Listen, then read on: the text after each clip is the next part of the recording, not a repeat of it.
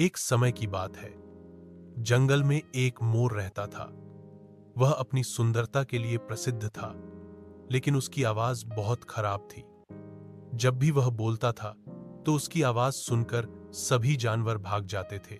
एक दिन मोर भगवान के पास गया और कहा, हे भगवान, तुमने मुझे इतनी सुंदरता दी है, लेकिन मेरी आवाज इतनी खराब क्यों है? मैं चाहता हूं कि मेरी आवाज भी सुंदर हो। भगवान ने मोर की बात सुनी और कहा, तुम्हारी सुंदरता तुम्हारी पहचान है, लेकिन आवाज भी एक उपहार है।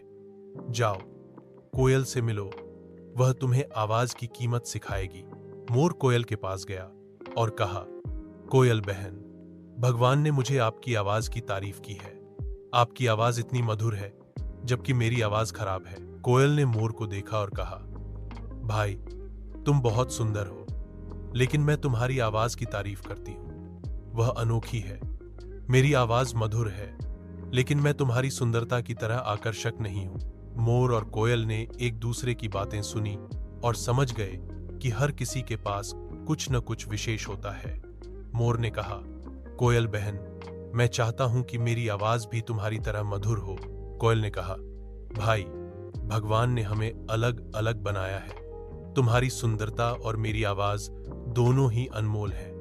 हमें अपनी विशेषताओं को स्वीकार करना चाहिए और एक दूसरे की प्रशंसा करनी चाहिए। मोर और कोयल ने भगवान का शुक्रिया अदा